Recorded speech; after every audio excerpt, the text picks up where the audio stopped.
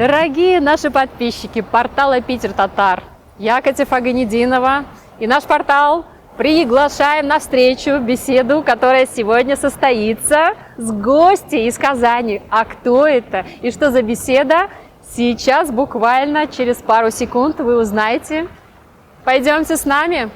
Саида Мухамедзянова – одна из самых ярких и необычных звездочек второго сезона шоу «Голос дети», которая попала в команду Пелагеи и дошла до суперфинала. Саида приехала в Санкт-Петербург и остановилась в бутик-отеле «Золотой треугольник». Приветствуем вас, уважаемая Саида. Здравствуйте, спасибо большое за приглашение. Ну что ж, вы приехали в Санкт-Петербург. Это ваш первый визит или уже ранее случалось бывать в городе? Это мой второй раз в Санкт-Петербурге. Первый раз я прилетела на концерт Пелагеи. Полюшка нас «Голосят» собрала и позвала на свой концерт сольный. И мы с ней спели татарскую песню, татарскую народную песню «Эль-Люки» на стихи Габдуллы Тукая. И не только спели, мы еще и открыли ее концерт именно татарской песней. Таки на тему татарского, русского. Я посмотрела ваше видео, и вы исполняли песню в горнице и конь. Когда я слушала, у меня были мурашки по телу. Я думала, как человек, который имеет фактуру нашу татарскую, чувствует русскую песенную мелодику, эстетику и культуру. Расскажите поподробнее. Да. Все правильно. Когда я пою татарские народные песни, это мое родное, поэтому там мне вживаться не приходится, потому что это у меня уже в крови заложено.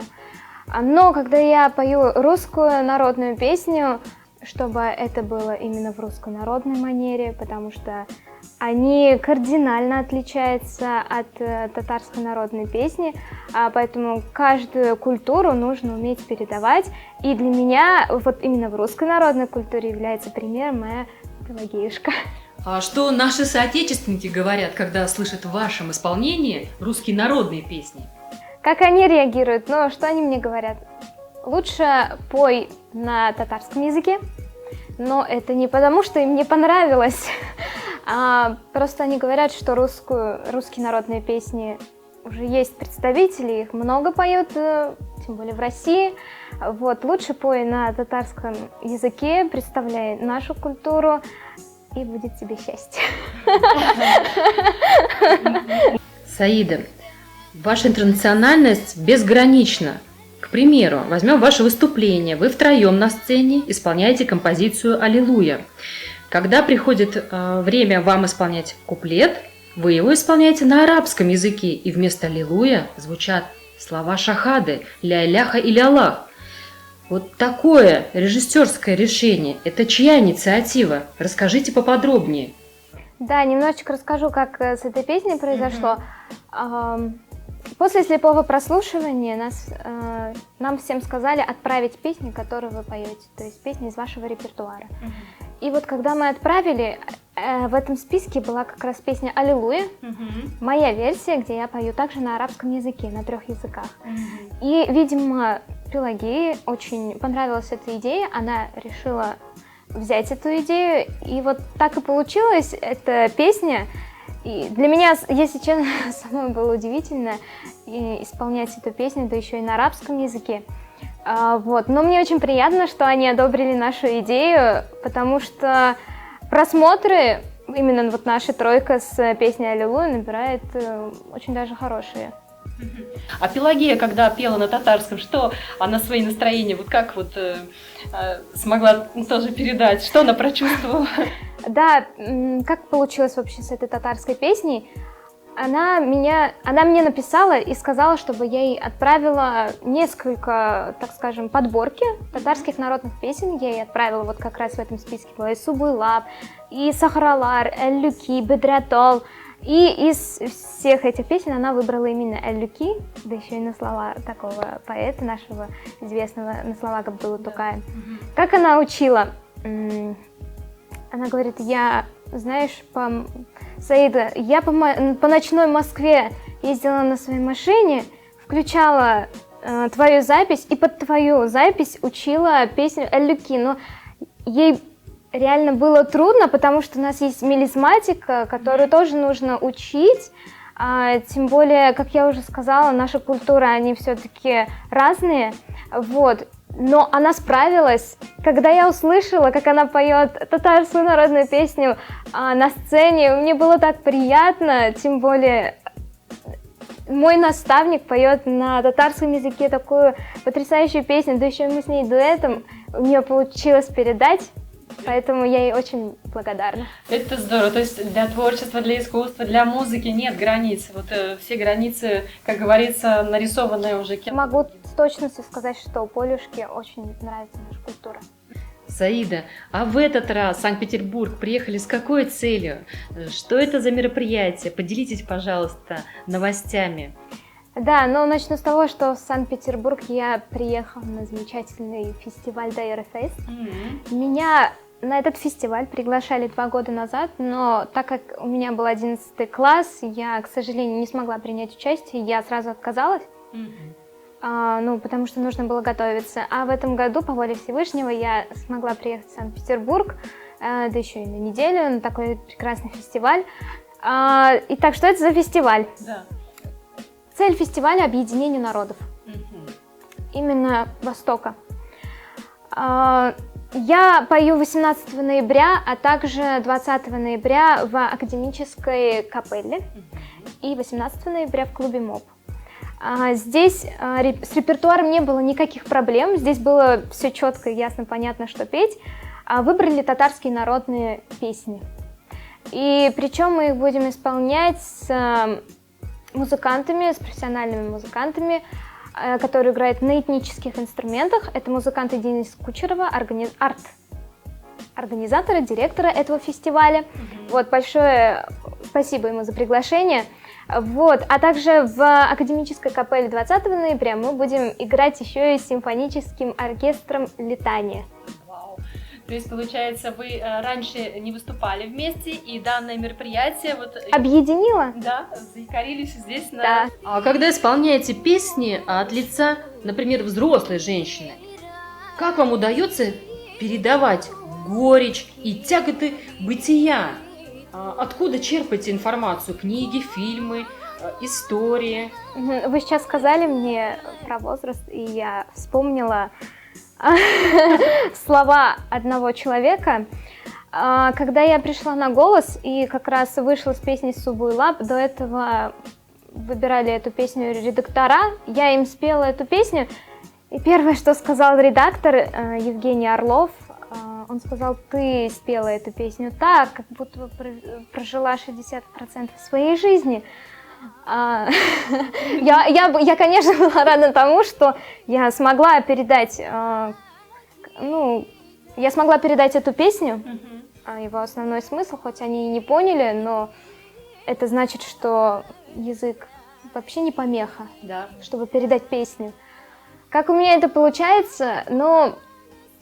Если я пою на своем родном языке, если это татарское народное, это у меня как-то само получается, как-то само выходит. Конечно, я знаю, о чем песня. Я читаю об этой песне, историю происхождения, если она есть. Татарские народные обычно найти трудно, но все же по словам все понятно, о чем они хотели здесь донести, основной посыл, основной смысл песни. И, я не знаю, наверное, из-за того, что это у меня уже в крови, у меня как-то получается передать.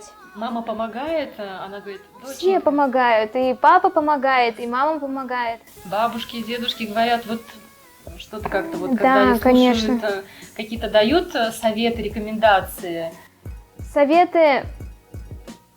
Рекомендации, конечно, дают, но основные советы мне дает мой учитель.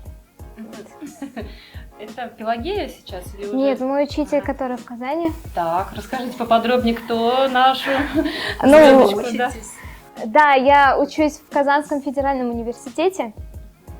И параллельно также учусь, получаю музыкальное образование в Казанском музыкальном колледже имени Охотина. 2-й курс.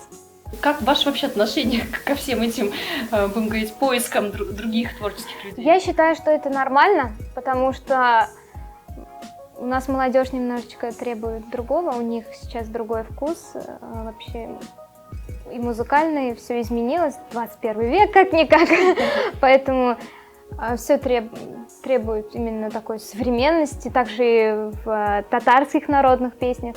Но я к этому отношусь спокойно, но я все-таки стараюсь передавать то, что испокон веков передается, ничего не коверкая. Но, допустим, у меня был такой опыт. В этом году я выступала в рамках фестиваля Таткут Фест, который проходил 30 августа, День города как раз. День города был. И я как раз пела вот альтернативную музыку. Да вы что, да, то есть все-таки позволили себе, да, такой... с бандой, с группой. И это был интересный опыт. Все звучало по-новому, свежо, стильно, современно. Но мне ближе все-таки то, что свое. То есть это с нашими инструментами. Ага. Это не классические, это как раз вот было именно в рамках современности. То есть бас-гитара, гитара, барабаны. Вот. То есть вы себя попробовали в этом качестве, посмотрели свое настроение, состояние? Это тоже хороший опыт, мне все понравилось. Конечно, я бы повторила. Да, конечно, потому что судя по реакции молодежи, как они это все оценили, я думаю, что им тоже понравилось, и думаю, нужно пробовать все в разных направлениях, то есть ориентироваться не только, там, допустим, 40 плюс, 50 плюс, 60 плюс, но и на молодое поколение, потому что сейчас все меняется, музыка в том числе, и нужно соответствовать этой планке. Саида, у тебя очень интересные сценические образы. А кто помогает тебе создавать их?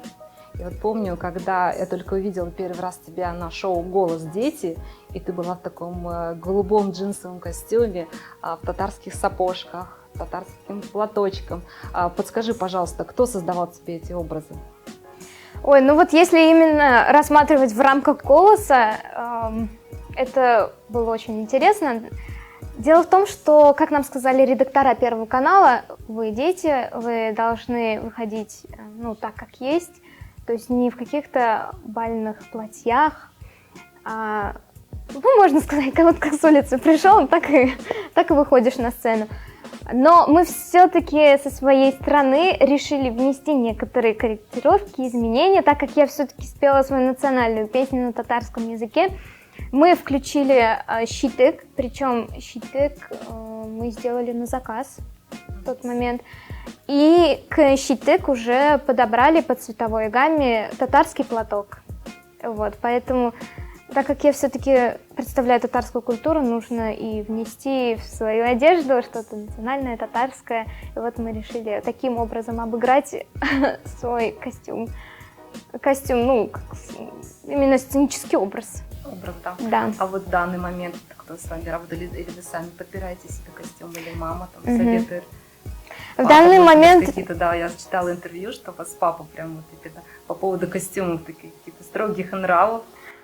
Строгих нравов именно в плане религии, чтобы не было открыто здесь. Вот, поэтому в плане религии, конечно, нужно, чтобы платье было закрытое и длинное. Вот, такие условия. А дизайнеры, да, у меня сейчас есть дизайнер, с которым я работаю. Это Луиза Скипина. Это, сейчас уже в Казани все ее знают, все известные артисты шьют платья именно у дорогой Луизы Скипиной. Вот сейчас она мне шьет образы. А так бывает по-разному. Раньше мы шили образы у Элары Шайхи. Вот. Так что по-разному, у разных дизайнеров пробуем, что-то интересное находим и добавляем в свой образ.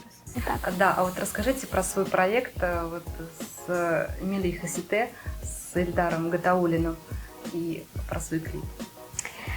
Да, мы ждем клип. Когда? Когда? Хороший вопрос. Клип, он в процессе работы, там... Это очень сложный клип. Клип называется «Сюимбике». Такой исторические клипы всегда сложно делать, и они делаются не 1 месяц точно. Поэтому он в процессе работы. Мы ждем, возможно, в конце ноября, в начале декабря. Не буду говорить точную дату, но в ближайшем времени точно появится. Я вам дам знать в социальных сетях, и в Ютубе у меня есть свой канал, там тоже выйдет.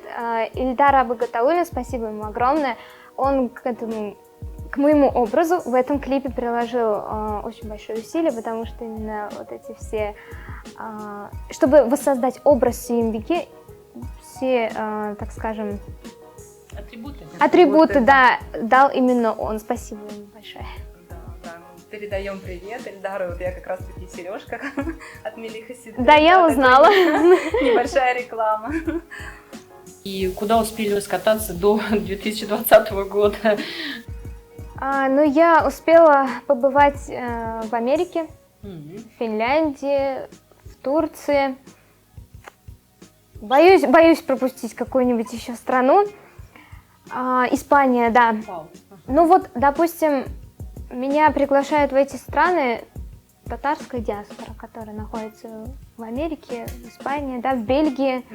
И, конечно, я могу побывать в этих странах в рамках именно нашей татарской диаспоры. То есть, если бы не они, может, я бы туда и не поехала. Поэтому всем, кто меня приглашал в эти страны, огромный привет, спасибо. Везде своя атмосфера. Допустим, в Финляндии все разговаривают на татарском, и с ними нельзя заговорить на русском языке, потому что они тебя просто не поймут. У них, ну, допустим, есть какой-то акцент, но это нормально, мы все равно их можем понять и понимаем. Мне кажется, ну вот самая мощная диаспора, как по мне, это Финляндия, которая сохраняет татарский язык, говорят только на татарском языке. В Америке тоже меня пригласила татарская диаспора. Тоже мощная татарская диаспора, очень теплая атмосфера. Вообще, если в общем говорить, все они стараются сохранить наш татарский язык, нашу татарскую культуру, все они за сохранение. Саида, когда ты приезжаешь в ту или иную страну, как тебя встречает зритель? Ты чувствуешь разницу? Потому что татарская культура, татарские песни, вот как они воспринимаются, там, где ты гастролируешь? Какие впечатления? Как ты чувствуешь зал? Расскажи, пожалуйста. Для меня это всегда большая честь представлять свою культуру на разных площадках, в разных городах, в разных странах. У меня есть YouTube-канал, и как раз там папа мониторит все эти приходящие комментарии. В основном 70%, наверное, пишет из других стран. Даже нежели сами татары. То есть им нравится, они хотят больше слышать именно на нашем татарском языке. Вопрос насчет волнения. Это качество свойственно всем певцам, всем артистам, кто занимается, кто вообще в творчестве находится, кто всегда на сцене постоянно, это нормально. Ну, как я себя успокаиваю? Волнуюсь я всегда, это нормально, и это даже в какой-то мере помогает, если это уметь контролировать, да? Если это чересчур уже все выходишь из-под контроля. Вот. Ну, как я себе помогаю? Это молитвами. Я читаю молитвы перед выходом на сцену, молюсь Богу, и вот как-то отпускает. Я уже на сцену выхожу и себя чувствую более свободной, более раскрепощенной. Вот. Дело в том, что этот вопрос у меня родился, когда я увидела огромную сцену в Стамбуле в 2015 году. Это праздник тюркского мира «Голос тысячелетия». Вы такая крошечная, такая хрустальная, такая трогательная. Сцена огромная, там еще какие-то приемы, там типа 3D-мэппинга. Да. И вы парите, значит, по этой площадке, а она огромная. Там живьем тоже пели, то есть это живое исполнение? Да, конечно. И поэтому, я думаю, она не волнуется, наверное, вообще. Молитва помогает, получается. Молитвы, но перед этим, кстати, еще были репетиции. Репетиции перед таким огромным концертом всегда есть. И если бы, конечно, не было репетиции, было бы намного труднее. Ты бы не знал, как вот мне сейчас пройти. Как же мне пройти до конца этого зала, да? Поэтому репетиция, молитва и уверенность в себе, а также работа. То есть, если ты отточил свою песню на 100%, то тогда тебе просто выйти и показать все, что ты отточил, и все. Это значит правильно, если так вот аллегорию составить, что и для музыканта, и для певицы это как спортсмен. Вот он работает, а потом буквально 3 это минуты... Да, это как спортсмен. Угу. То есть, когда мы смотрим на нашу замечательную Саиду, когда она там парит, за этим стоит титанический труд, каждодневный. Над голосом, конечно, это... Каждый день нужно работать над голосом, каждый день нужно распеваться. То есть я трачу на распевки. Конечно, лучше бы тратить на распевки 2 часа точно. Ого, минимум. Ну да, вот мне, допустим, нужен хотя бы час. Потом я уже могу переходить к своему репертуару и его уже как-то оттачивать на уровне хорошем, чтобы это было на хорошем уровне. Вот. Поэтому это каждодневный труд. Если ты, допустим, один день не поешь, уже все, уже голосовые связки забывают, как же ты в этом месте пел, а как же ты в этом месте мелизм пропевал. То есть это все забывается, и это нужно каждый день вспоминать, каждый день тренировать. Конечно, это как спорт. И помимо того, люди творчества, артисты, они все должны заниматься спортом. Это и беговые дорожки, и бег, и пресс, чтобы у него было сильное дыхание. Ты с нами поделилась, что ты учишься в Казанском федеральном университете на факультете востоковедения. Скажи, пожалуйста, сколько языков вы там изучаете? Да, мое направление называется «Политика и экономика тюркских народов». Я изучаю турецкий, это мой основной язык, английский, со 2-го курса арабский. Но, как я уже сказала, я еще и параллельно обучаюсь музыке. Там у меня факультет сольного народного пения. Как вы совмещаете обучение? Как видите, сейчас я в Санкт-Петербурге, а учеба идет без меня. Я, конечно, это потом все нагоняю, и приходится вот так вот выкручиваться. Но это все зависит от учителей. Есть учителя, которые понимают. Просто готовишься к предмету. Для юного исполнителя такая грандиозная успешность. Вот внимание, автографы, вот это состояние звездности. Вы в нем были? И если были, то как получилось его трансформировать? Вот, кстати, о том, о чем вы сейчас говорили, это было после «Голоса» больше. Потом я все-таки взяла творческую паузу из-за того, что мне нужно было сдавать ЕГЭ. Вот я особо старалась не выступать. И, обычно, когда берешь паузу, а тебе начинает забывать, сейчас уже все так спокойно. А вот именно после «Голоса» первое время это было, конечно, это было трудновато, но это было в то же время и приятно. Тебя узнают, берут автограф, фотографируются. Ты для кого-то являешься примером. И, кстати, вот недавно мне написал один друг по Фейсбуку, он сам из Португалии, но написал мне на татарском, причем я прочитала его предложения, они настолько были грамотно построены. Я у него спросила, а как вы так написали мне грамотно на татарском языке? Оказалось, что это Яндекс.Переводчик, но я знаю, как переводит Яндекс.Переводчик, тут наверняка кто-то еще ему помог. Мне было очень приятно, потому что он сказал, что после выступления на «Голосе», когда я услышала песню «Субуйлап», я начал, говорит, преподавать своим детям, ученикам вокал. И сейчас я жду от него видеозапись, когда он мне пришлет «Субуйлап» на татарском языке, который он как раз учит своим ученикам. Да, из Португалии. Посмотрим. Я прям с нетерпением жду, хочу посмотреть, как у них это получилось. Но мне очень приятно такие сообщения получать. Вот это из других стран вот такое вот пишут. Саида, очень хочется затронуть вопрос по теме проповеди со сцены. Вот, например, в Москве проходит проект «Мавлид ан-Наби», и вы там участвуете. Ваше отношение к такому жанру исполнительства, оно какое? Я начинала свой творческий путь именно с исламских песнопений, с мунаджатов, с баитов с 5 лет. Поэтому они играют в моей жизни очень даже ключевую роль. То есть я стараюсь популяризировать не только татарскую культуру, но и нашу религию, даже посредством татарских именно мунаджатов, которые на татарском языке, баитов, которые на татарском языке, пою нашиды на арабском языке. Ну, я сейчас не просто так учу арабский язык в университете, это тот язык, который я хочу выучить, тот язык, который мне интересен. Ваши братья и сестры, они помогают вам вот, в вашем творческом, или они каким-то автономным другим занимаются делом? И они старше, младше? Насколько? Да, сейчас расскажу. У меня есть младший братик, ему 8 лет. 9 лет. Да, ему сейчас 9 лет. И есть старший брат, которому 31. Ух ты, здорово. И мне 19. Мой старший брат никак не связан с творчеством, но у него ВКонтакте 3000 песен. Больше, чем у меня. В общем, он любит музыку.